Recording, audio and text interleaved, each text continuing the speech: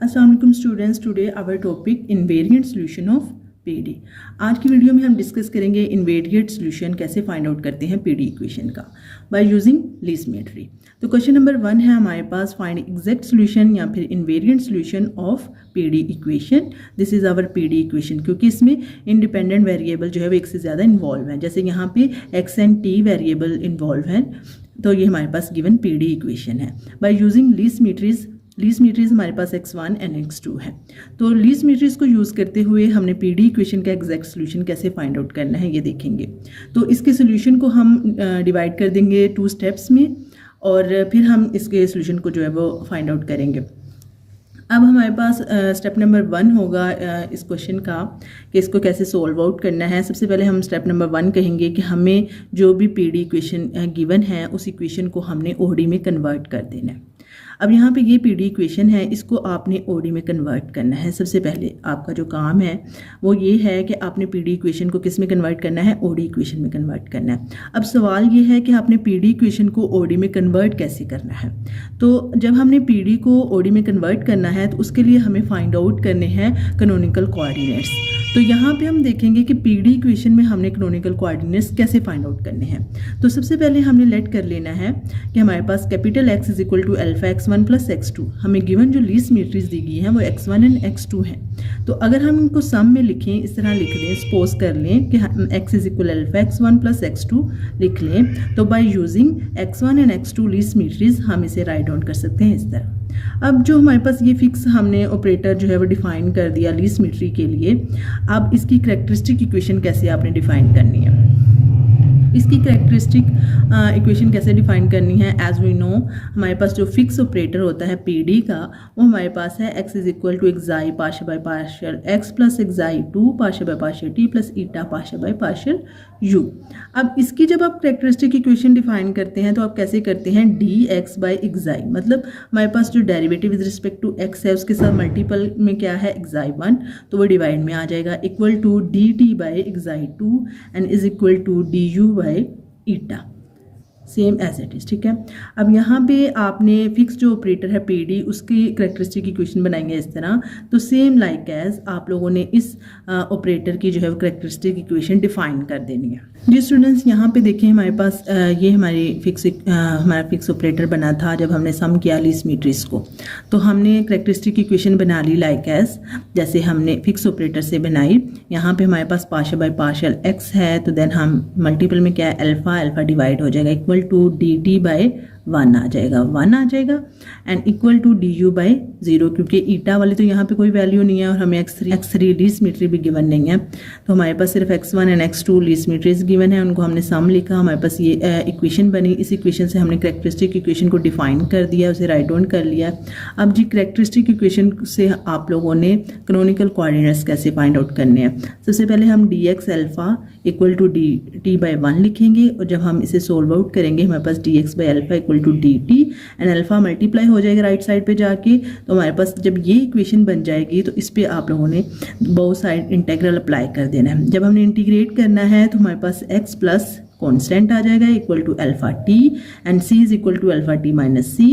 तो यहाँ पे हमारे पास r की वैल्यू फाइंड आउट हो जाएगी, तो एक कैनोनिकल कोऑर्डिनेट हमें मिल जाएगा यहाँ से। ठीक है, तो यहाँ पे हमारे पास r is equal to alpha t minus c, हमें एक कैनोनिकल कोऑर्डिनेट मिल गया। उसके बाद हम कैरेक्टरिस्टिक इक्वेशन को राइट डाउन करेंगे, dt by 1 equal to du by 0। हम इसके इक्वल रख के भी से सोल्व आउट कर सकते हैं, dx बाय अल्फा के इक्वल रख के भी से सोल्व आउट कर सकते हैं। तो यहाँ पे हम dt by 1 equal to du by 0 ले लेते हैं। अब यहाँ पे देखें हमारे पास du इक्वल टू dt 0 हो जाएगा, जब इससे मल्टीप्लाई होगा तो du इक्वल टू 0, और देन आप इंटीग्रेट करेंगे तो आपके पास आ जाएगा u इक्वल टू vr। अब हमने जो इंटीग्रल का कांस्टेंट लिया वो v लिया है, और हम यहाँ पे क्योंकि पीडी इक्वेशन को सोल्व कर रहे हैं तो हम अदर वेरिएबल इन्वॉल्व करेंगे इन कांस्टेंट, तो हम इसलिए u is equal to vr लिखेंगे। आल्सो राइट एज आप लोग लिख सकते हो कि u जो है वो हमारे पास x और t का फंक्शन है, क्योंकि गिवन इक्वेशन पीडी इक्वेशन जो है उसमें 2 इंडिपेंडेंट वेरिएबल इन्वॉल्व हैं। तो u हमारे पास फंक्शन है 2 वेरिएबल x एंड t का इक्वल टू vr। तो देन हम कहते हैं now finding the derivative of u with respect to x t x x x x t. अब यहाँ पे हमने ये क्यों लिखा, क्योंकि हमने क्या करना है, हमने पीडी इक्वेशन को ओडी में चेंज करना है। कैनोनिकल कोऑर्डिनेट्स तो हमने डिफाइन कर दिए कि ये हमारे पास अब canonical coordinates u and r आ चुकी हैं। अब हमने ये करना है, हमने u वाली वैल्यू को लेना है और u के डेरिवेटिव्स लेने हैं ताकि हम गिवन पीडी इक्वेशन को ओडी में चेंज कर सके। यहाँ पे देखिए जो हमारे पास गिवन पीडी इक्वेशन है उसमें हमारे पास u का derivative with respect to t है, u का derivative with respect to x है, a है u m एंड u का derivative with respect to x, u with respect to x x and t। ये डेरिवेटिव्स आप लोगों ने फाइंड आउट करने हैं। हमें u का derivative with respect to t लेना है, उसकी जो वैल्यू आएगी उसको यहाँ पे पुट कर देना है। u का derivative with respect to x लेना है और जो भी वैल्यू आएगी उसे यहाँ पे पुट कर देना है। इसी तरह सोन हमने डेरिवेटिव्स लेने हैं और उन वैल्यूज़ को यहाँ पे पुट करना है। देन हमारी जो पीडी इक्वेशन है वो ओडी में चेंज हो जाएगी।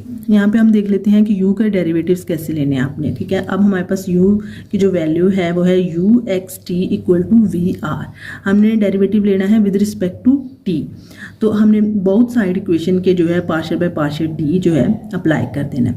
अब u का डेरिवेटिव है विद रिस्पेक्ट टू t, तो u के साथ क्या आ जाएगा, t independent variable equal to, अब यहाँ पे देखें कि हमारे पास ये जो फंक्शन है ये r में है और हम डेरिवेटिव ले रहे हैं विद रिस्पेक्ट टू t, ठीक है। तो ये हमारे पास जो है वो वेरिएबल्स की क्लास चेंज हो जाएगी यहाँ पे, जिसकी वजह से हम यहाँ पे चेन रूल अप्लाई करेंगे। वो किस तरह अप्लाई करेंगे कि हम derivative with respect to r लेंगे वी आर का, dot partial by partial r divided by partial t। हमें चाहिए value partial r by partial t की। Partial r by partial t की वैल्यू हमें कहाँ से मिलेगी, इस r से, ठीक है। हमें पता है r equal to alpha t minus x है, तो हम इस इक्वेशन का डेरिवेटिव ले लेंगे विद रिस्पेक्ट टू t, तो हमारे पास वैल्यू आ जाएगी जिसे हम यहाँ पे पुट कर लेंगे। तो यहाँ पे देखिए हमारे पास r है एंड देन इसका हम डेरिवेटिव ले रहे हैं विद रिस्पेक्ट टू t, तो हमारे पास अल्फा आ जाएगा। अल्फा को हम यहाँ पे पुट कर देंगे। देन हम वी आर का डेरिवेटिव है विद रिस्पेक्ट टू r, तो हम लिख लेंगे वी आर डॉट अल्फा, तो ut की वैल्यू आ गई है अल्फा वी आर। अब हमने u का derivative with respect to t लिया और उसकी वैल्यू फाइंड कर लिया। अब नाउ हमने फाइंड करनी है ux की वैल्यू, तो u का derivative with respect to x लेना है, तो u की वैल्यू लिखेंगे। देन बोथ साइड हम partial by partial x apply करेंगे। अप्लाई करने के बाद यहाँ पे u का derivative with respect to x आ जाएगा इक्वल टू, यहाँ पे हम सेम चेन रूल लगा देंगे क्योंकि हम vr का derivative with respect to x ले रहे हैं। यहाँ पे r वेरिएबल इन्वॉल्व है फंक्शन का, यहाँ पे हम डेरिवेटिव ले रहे हैं विद रिस्पेक्ट टू x, तो यहाँ पे हम चेन रूल अप्लाई कर देंगे। हमें वैल्यू को कौन सी चाहिए थी, partial r by partial x, r का derivative with respect to x, तो हमने r का derivative with respect to x ले लिया, तो हमारे पास -1 आ गया। तो यहाँ पे हमने वैल्यू को पुट कर दिया -1 एंड r का डेरिवेटिव वी आर का derivative with respect to r हमारे पास आ जाएगा वी आर एंड हमारे पास -1 मल्टीपल में आ जाएगा। तो ux की वैल्यू आ गई है -vr। अब हमने ux की वैल्यू भी फाइंड आउट कर लिया है। नाउ हमने फाइंड आउट करनी है uxx की वैल्यू, तो हम इस वैल्यू का again with respect to x derivative लेंगे, तो इसके बोथ साइड हम partial by partial x apply कर देंगे। यहाँ पे हमने क्या किया है, ux is equal to -vr equation ली एंड बोथ साइड हमने partial by partial x apply किया। जब हम डेरिवेटिव लेते हैं तो u का derivative with respect to x आ जाएगा, तो 2 दफ़ा x लिख देंगे इक्वल टू, जब हम इस पे partial by partial x apply करेंगे तो हम चेन रूल अप्लाई करेंगे और partial r by partial x -1 के इक्वल है क्योंकि r का derivative with respect to x लिया है, तो यहाँ पे आ जाएगा -vrr -1 and uxx is equal to vrr। तो सेम एज इट इज आपके पास जो uxx का with respect to t derivative है वो हमारे पास अल्फा v ट्रिपल r आ जाएगा। जब आप लोग इस इक्वेशन के both side partial by partial t apply करोगे और इसके डेरिवेटिव्स लोगे तो चेन रूल अप्लाई करने के बाद आपके पास यही टर्म बन जाएगी, ठीक है। तो आपके पास uxx t equal to alpha vrr value आ जाएगी।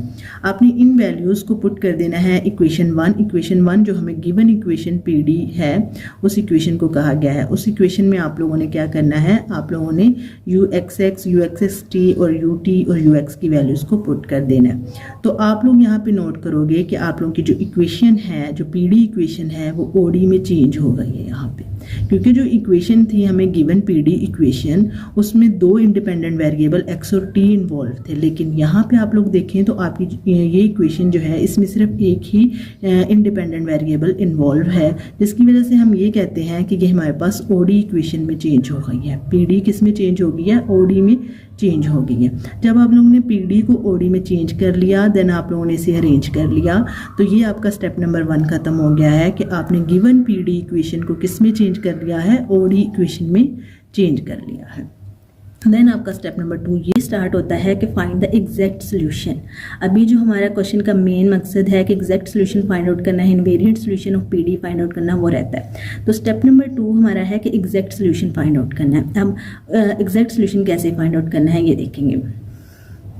जब आप लोगों की इक्वेशन पीडी इक्वेशन ओडी में चेंज हो गई है, उस इक्वेशन को आप लोगों ने लिख लिया।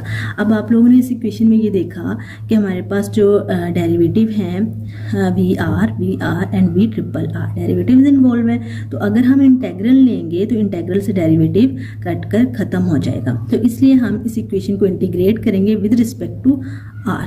जब हम इस इक्वेशन को with respect to r integrate करते हैं तो क्या होता है कि यहाँ पे हमारे पास जो वी आर है इसका डेरिवेटिव इंटीग्रेशन से ख़त्म हो जाएगा, तो हमारे पास ये वी आ जाएगा। ठीक है, माइनस ए, यहाँ पे इंटेग्रल अप्लाई किया है v M we R D r. यहाँ पे हम वी आर से ख़त्म नहीं करेंगे क्योंकि वी वेरिएबल यहाँ पे एक और भी इन्वॉल्व है, इसलिए हमने यहाँ पे इंटेग्रल अप्लाई किया है प्लस अल्फा बी। जो हमारे पास ट्रिपल आर है यहाँ पे, ये एक आर जो है ये इंटेग्रल से ख़त्म होगा और ये डबल आर यहाँ पे आ जाएगा। तो ये इक्वेशन हमारी बनेगी आफ्टर इंटीग्रेशन। अब यहाँ पे हमने ये देखना है कि ये जो हमारे पास integral V M we R D R है इसको कैसे सॉल्व आउट करना है कि आपने यहाँ पे इंटेग्रल का पावर रूल यूज़ करना है। वो कैसे कि पावर रूल हमारे पास होता है कि जब हमारे पास ये वेरिएबल का डेरिवेटिव यहाँ पे मौजूद हो मल्टीपल में, तो हम पावर रूल लगाते हैं, पावर में एक ऐड करते हैं और उसी से क्या कर देते हैं, डिवाइड करते हैं। तो यहाँ पर आप लोग देख लें कि वी की पावर m है और अगर हम m पावर को इग्नोर करें और v का derivative with respect to r multiply हो रहा है इसके साथ, तो हम यहाँ पे क्या लगा देंगे, हम पावर रूल यहाँ पे यूज़ करेंगे। तो इस इंटेग्रल को हम ऐसे सॉल्व करेंगे। तो इस इंटेग्रल को हम ऐसे सॉल्व आउट करेंगे। स्टूडेंट्स यहाँ पे नोट करें कि ये जो हमारे पास इक्वेशन बन गई है आफ्टर इंटीग्रेशन, इसमें हमारे पास वी आर यानी यहाँ पे डेरिवेटिव्स रह गए हैं। यहाँ पे भी डेरिवेटिव ख़त्म हो गया, यहाँ पे भी डेरिवेटिव ख़त्म हो गया। लेकिन अगेन अगर हम इंटीग्रेशन करें तो यहाँ पे with respect to R derivative ही नहीं है, तो हम इंटीग्रेट नहीं कर सकते विद रिस्पेक्ट टू आर। तो हमने ये देखना है कि हम वी आर आर वाली टर्म को जो है कैसे सॉल्व आउट करेंगे, ये डेरिवेटिव्स कैसे ख़त्म करेंगे। तो उसके लिए आप लोगों ने क्या करना है, आप लोगों ने यहाँ पे इस टर्म को ऐसे ही रहने देना है और ये वाली टर्म्स जो है वो इधर आगे क्या होगी, साइन चेंज कर देंगे, राइट साइड पे आ जाएंगी। देन हमने क्या किया, हमने यहाँ पे ये करना है कि हमने पूरी इक्वेशन को जो वी में चेंज कर देना है। तो ये तो ऑलरेडी वी में है, तो इसको भी आप लोगों ने वी आर को भी वी में ही चेंज कर देना है। तो इस तरह राइट करना है, इस तरह इसको राइट डाउन करना है कि आप इंटीग्रेशन कर सको। तो वी आर को आप कैसे राइट आउट करोगे कि आप कहते हैं partial by partial v r derivative है इसका, आप इसे ऐसे राइट डाउन करते हैं। देन आप लोग इस पर चेन रूल अप्लाई करते हैं और चेन रूल अप्लाई करने के बाद आप d v by d r को लिख लेते हैं v r and d v by d v r, ये टर्म एज इट इज़ लिख लेंगे। ठीक है, तो वी आर को आप ऐसे राइट डाउन कर सकते हो, ये हमने कहा। ठीक है, अगर हम ऐसे राइट डाउन कर सकते हैं तो हमारे पास जो इक्वेशन बनेगी वो ऐसे बन जाएगी, alpha b v are d v by v r. ठीक है, हम वी आर वाली टर्म को यहाँ पे राइट डाउन कर लेंगे। नेक्स्ट राइट साइड पे हमारे पास ये टर्म्स आ जाएंगे। अब यहाँ पे देखें कि अब हम इसे with respect to v integrate कर सकते हैं। वी है, यहाँ पे भी वी है एंड देन हमने इसे भी वी में चेंज कर लिया है और इसके आर को जो है वो इस तरह डिफाइन कर दिया। तो फिर हम इंटीग्रेट करेंगे with respect to v and जब हम with respect to v integrate करेंगे तो यहाँ पे आप देखें कि इंटेग्रल कैसे सोल्व हुआ कि वी आर की पावर, यहाँ पे हमने इंटेग्रल का पावर रूल अप्लाई किया। कैसे कि वी आर का डेरिवेटिव यहाँ पे है with respect to v, derivative है विद रिस्पेक्ट टू वी, इस वजह से हम इस पे पावर रूल अप्लाई करते हैं और हम लिखते हैं वी आर स्क्वायर बाय 2, इसकी इंटीग्रेशन हो जाएगी। ठीक है, और अगेन जब हम इस पे इंटेग्रल लगाते हैं तो सेम पावर रूल यूज़ होगा और इस पे भी सेम पावर रूल यूज़ होगा। इसमें पावर में एक ऐड हो जाएगा और वही पावर डिवाइड में चली जाएगी। ठीक है, तो यहाँ तक आप लोगों ने इंटीग्रेट किया। ठीक है, अब हमारे जो फंक्शन है यहाँ पे देखें, हमारे पास जो लास्ट पे जो हमारी इक्वेशन आई है वो है वी आर स्क्वायर और ये जो हमारे पास मल्टीप्लाई में टर्म है ये डिवाइड हो जाएगी, 2 जो है वो क्या हो जाएगा मल्टीप्लाई, और हम राइट साइड पे इस टर्म को लिख लेंगे। देन अब हमने वी आर का जो है वो स्क्वायर ख़त्म करना है। जी यहाँ पे हमने वी आर का सिक्योर खत्म किया, अंडर रूट लिया, हमारे पास V R equal to under root में ये सारी टर्म आ जाएगी। ठीक है, वी का derivative with respect to r, तो हम लिख लेंगे d v by d r. ठीक है, इक्वल टू अंडर रूट में ये टर्म एज इट इज आ जाएगी। फिर हम d v by under root वाली टर्म और डी आर को राइट साइड पे ले जाएंगे और फिर इस पे इंटेग्रल अप्लाई करेंगे, और इंटेग्रल अप्लाई करने के बाद यहाँ पे डी आर आर प्लस सी आ जाएगा और ये हमारे पास टर्म आ जाएगी। तो ये हमारे पास रिक्वायर्ड एग्जैक्ट सोल्यूशन आएगा फॉर पी डी के लिए। तो ये हमारे पास मेथड था कि कैसे हमने गिवन पी डी इक्वेशन का एग्जैक्ट सोल्यूशन फाइंड आउट करना है। तो ये हमारे पास रिक्वायर्ड सोल्यूशन आ जाएगा।